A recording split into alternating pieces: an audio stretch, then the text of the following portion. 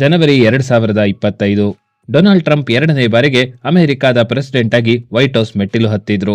ಪ್ರಪಂಚದ ಬೇರೆಲ್ಲ ದೇಶಗಳು ಅಯ್ಯೋ ಈಗೇನಾಗುತ್ತೋ ಎಂಬ ಯೋಚನೆಯಲ್ಲಿದ್ದರೆ ಭಾರತ ಮಾತ್ರ ಒಂದು ರೀತಿ ಸಂತೋಷದ ಮೂಡ್ನಲ್ಲಿತ್ತು.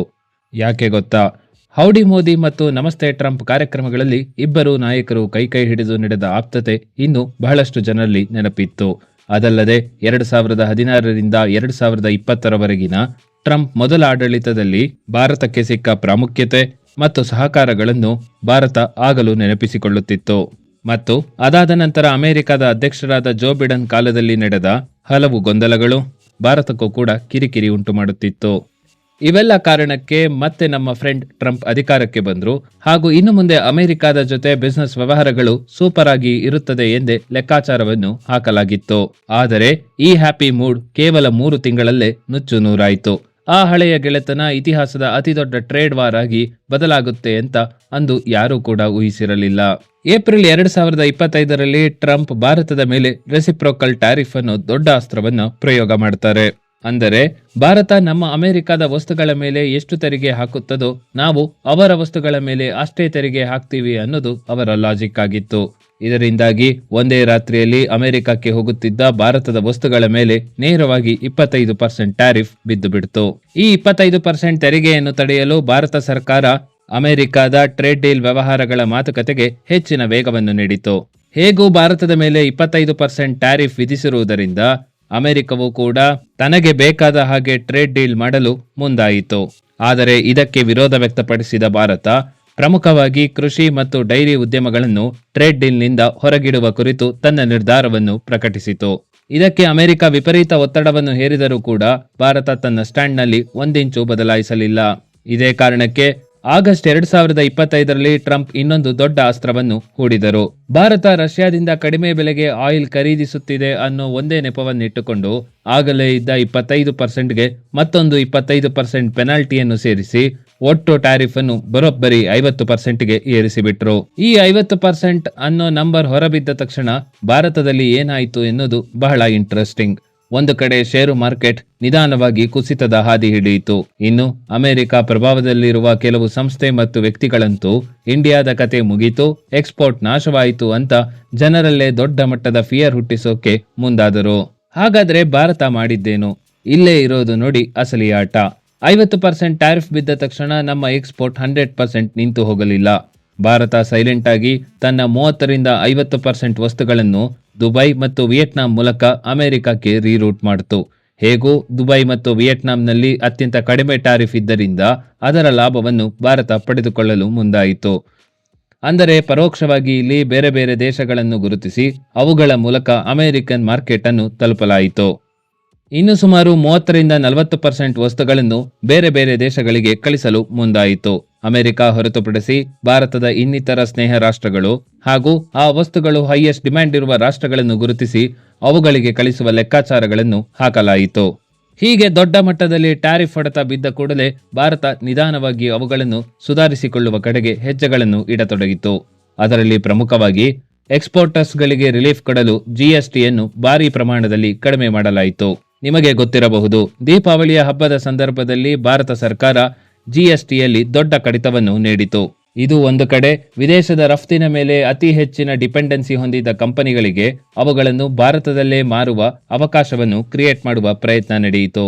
ಇಲ್ಲಿಗೆ ನಿಲ್ಲದೆ ಆಫ್ರಿಕಾ ಮತ್ತು ನಾರ್ತ್ ಅಮೆರಿಕನ್ ದೇಶಗಳಲ್ಲಿ ಭಾರತ ಹೊಸ ಮಾರ್ಕೆಟ್ನ ಹುಡುಕಾಟವನ್ನು ತೀಕ್ಷ್ಣಗೊಳಿಸಿತು. ಸಾಮಾನ್ಯವಾಗಿ ಆಫ್ರಿಕಾ ಮತ್ತು ನಾರ್ತ್ ಅಮೆರಿಕಾ ದೇಶಗಳಿಗೆ ಉತ್ತಮ ಕ್ವಾಲಿಟಿಯ ಪ್ರಾಡಕ್ಟ್ಗಳು ಕಡಿಮೆ ರೇಟ್ನಲ್ಲಿ ಸಿಗುವುದು ಬಹಳ ಕಷ್ಟ. ಕಾರಣ ಅವರ ಮಾರ್ಕೆಟ್ ಕೂಡ ಸಣ್ಣದಿರುತ್ತದೆ. ಇದೇ ಲಾಭವನ್ನು ಪಡೆದ ಭಾರತ ಈ ದೇಶಗಳ ನಡುವೆ ನೇರವಾದ ಟ್ರೇಡ್ ಒಪ್ಪಂದಗಳನ್ನು ಹಾಗೂ ಹೊಸದಾದ ವ್ಯವಹಾರಗಳನ್ನು ಪ್ರಾರಂಭ ಮಾಡಿಕೊಳ್ಳುವ ಕಡೆ ಮುಂದಾಯಿತು. ಎಲ್ಲಕ್ಕಿಂತ ಮುಖ್ಯವಾಗಿ ಅಮೆರಿಕವನ್ನು ಕಡೆಗಣಿಸಿ ನೇರವಾಗಿ ಐರೋಪ್ಯ ಒಕ್ಕೂಟ EU ಮತ್ತು UK ಜೊತೆ ಬೃಹತ್ ಒಪ್ಪಂದಗಳನ್ನು ಮಾಡಿಕೊಳ್ತು. ಇದನ್ನು ಎಕ್ಸ್ಪರ್ಟ್ಗಳು ಮುಂದೆ mother of all trade deals ಅಂತಲೂ ಕೂಡ ಕರೆಯುತ್ತಾರೆ. ಈ ಒಂದೇ ಏಟಿಗೆ ಅಮೆರಿಕ ಹಾಕಿದ್ದ 50% ಟ್ಯಾರಿಫ್ನ ಎಫೆಕ್ಟ್ ಬಹಳಷ್ಟು ಮಟ್ಟಿಗೆ ಕಂಟ್ರೋಲ್ ಆಯಿತು. ಇದೆಲ್ಲದರ ಮಧ್ಯೆ ಕ್ಲೈಮ್ಯಾಕ್ಸ್ ನಲ್ಲಿ ಗೆಸ್ಟ್ ಪ್ಲೇಯರ್ ಆಗಿ ಎಂಟ್ರಿ ಕೊಟ್ಟಿದ್ದು ಅಮೆರಿಕದ ಕೋರ್ಟ್. ಇಲ್ಲೊಂದು ಇಂಟ್ರೆಸ್ಟಿಂಗ್ ಫ್ಯಾಕ್ಟ್ ಇದೆ ಕೇಳಿ. ಟ್ಯಾರಿಫ್ ಅಂದ್ರೆ ಈ ಎಕ್ಸ್ಟ್ರಾ ಟ್ಯಾಕ್ಸ್ ಅನ್ನು ಕಟ್ಟೋದು ನೇರವಾಗಿ ಭಾರತೀಯರಲ್ಲ, ಅಮೆರಿಕದ ಇಂಪೋರ್ಟರ್ಸ್ಗಳು. ಹೌದು, ಈ 50% ಟ್ಯಾರಿಫ್ನಿಂದ ನಿಜವಾದ ಸಮಸ್ಯೆಗೆ ಒಳಗಾಗಿದ್ದು ಅಮೆರಿಕನ್ ಕಂಪನಿಗಳು. ಪ್ರಮುಖವಾಗಿ ಭಾರತ ಮತ್ತು ಚೈನಾ ಸೇರಿದಂತೆ ಜಗತ್ತಿನ ಇನ್ನಿತರ ದೇಶಗಳಲ್ಲಿ ಎಲ್ಲಿ ಕಡಿಮೆ ರೇಟ್ನಲ್ಲಿ ಚೀಪ್ ಆಗಿ ಉತ್ತಮ ಕ್ವಾಲಿಟಿಯ ವಸ್ತುಗಳು ರೆಡಿಯಾಗುತ್ತವೋ ಆ ವಸ್ತುಗಳನ್ನು ಅಮೆರಿಕದ ಕಂಪನಿಗಳು ಇಂಪೋರ್ಟ್ ಮಾಡಿಕೊಳ್ಳುತ್ತಿದ್ದವು.